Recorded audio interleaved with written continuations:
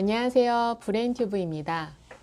여러분들이 어지럼증으로 병원에 가셨을 때 어지럼증의 진단에서 가장 중요한 것은 의심할 여지가 없이 어지럼증 자체에 대한 본인의 자세한 기술입니다. 이것을 의학용어로 병력 청취라고 하는데요. 병력 청취는 언제부터 어떻게 어지러웠는지, 어지럼증이 계속되는지, 잠깐 그러다가 마는지, 아니면 어지러울 때 빙빙 돌았는지, 이런 어지럼증의 양상이나 동반 증상에 대해서 본인이 일기를 쓰듯이 자세히 기술을 하는 게 병력 청취입니다.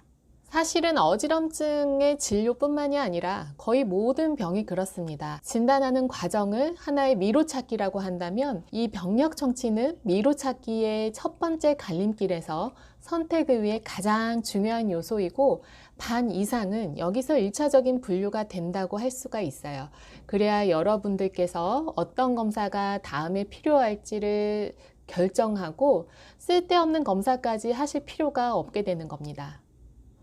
그래서 만일 선생님께서 질문을 하셨을 때 대답이 잘 안 되거나 그야말로 이제 병력 청취가 제대로 되지가 않으면 어쩔 수 없이 어지럼증을 유발할 만한 모든 원인에 대한 모든 검사를 다 처방하실 가능성이 있겠죠. 여기서 주의하실 점, 자세히 말하는 게 좋다고 해서 반대로 너무 많은 쓸데없는 얘기를 하거나 예를 들면 나이가 60이신데 어릴 때 놀다가 놀이터에서 부딪혔고 머리를 다쳤고 동네 사람들이 이런 증상에는 뭐가 좋다고 해서 음식을 뭘 먹었고 내 아들은 서울대를 나와서 어디로 일하고 있는데 어지럼증으로 오셨는데 손가락이 아프다 발가락이 아프다 이런 얘기들, 어지럼증보다는 그냥 하소연을 하러 오셨거나 아니면 전신의 통증이 증상인가 보다 하고 진료의 포커스가 다른 데로 가버리실 수가 있죠. 일반적으로 어지럼증이 심하다 아니면 약하다 이런 증상의 유무는 병의 중증도와는 크게 연관은 없습니다.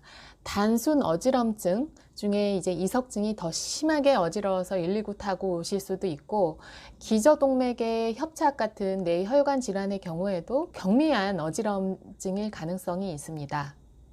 그래서 어지럼증으로 진료를 보기 전에 이 세 가지 정도는 잘 숙지를 하고 가세요. 첫 번째, 어지럼증이 크게는 빙빙 도는 양상인지 그게 아닌지는 구분은 좀 해주셔야 됩니다.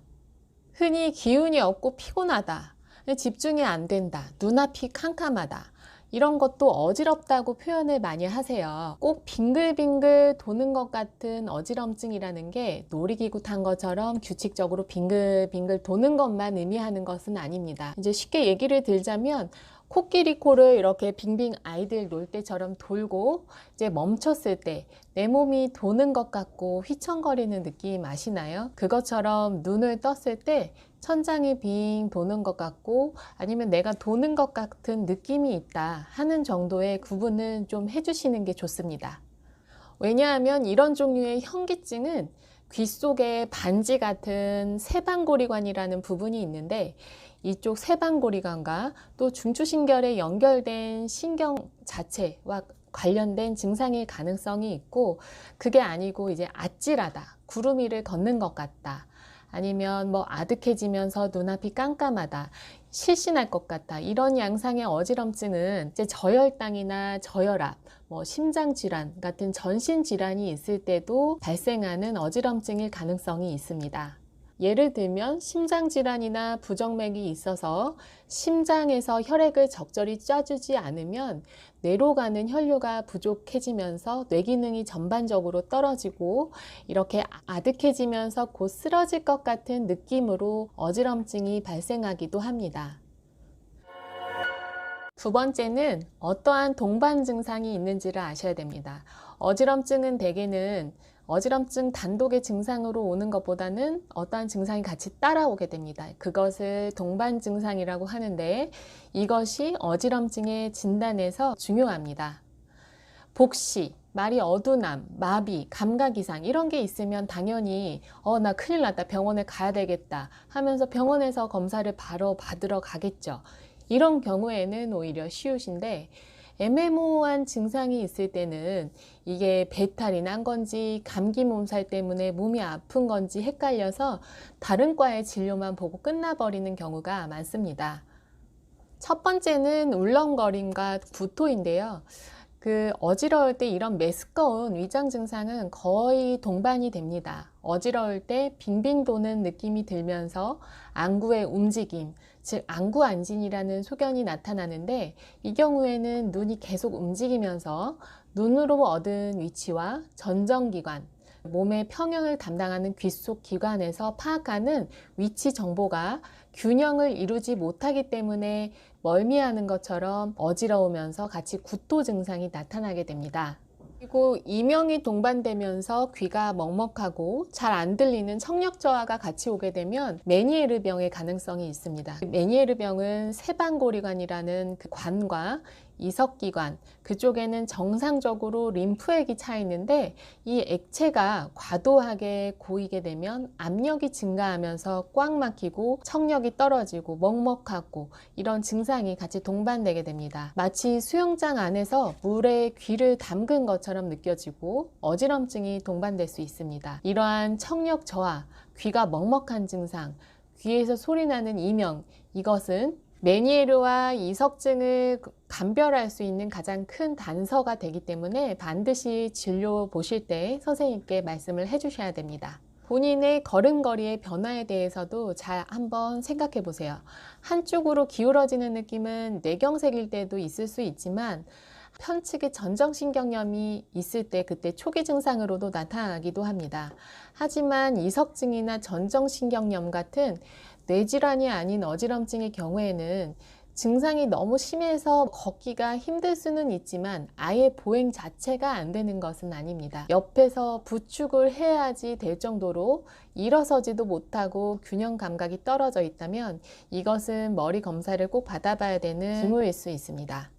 또 한 가지 알아두셔야 될 점은, 어떤 분들은 어지럼증만 있고 마비나 흔하게 얘기하는 언어장애, 보행장애 이런 신경학적 증상이 뚜렷하게 없다면 그건 절대 뇌 문제는 아니다, 이렇게 얘기를 하시는데 그렇지 않습니다.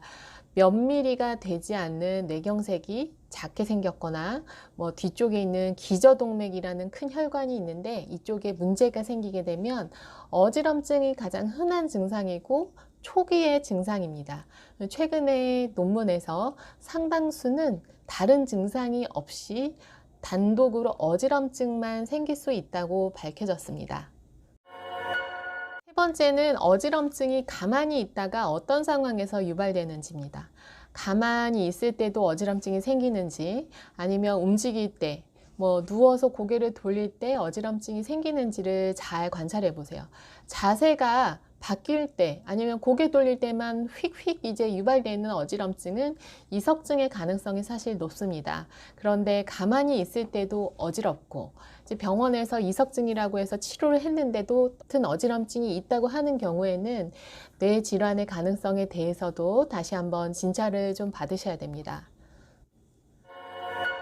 그래서 어지러운 게 뇌경색이나 뇌혈관의 문제가 아니고 말초성 현기증, 그야말로 이석증이라던가 전정신경염 같은 뇌와는 상관없는 이런 병이라면 잘 치료가 되면 아무런 후유증도 없이 앞으로 잘 지내실 수 있기 때문에 너무 걱정하실 필요는 없습니다.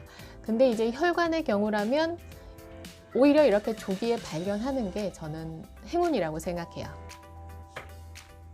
오늘도 도움이 되셨기를 바라겠고요.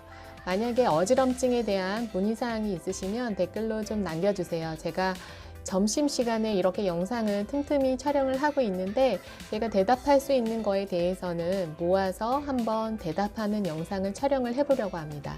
그럼 오늘도 좋은 하루 되시고요. 다음 시간에 만나겠습니다. 안녕히 계세요.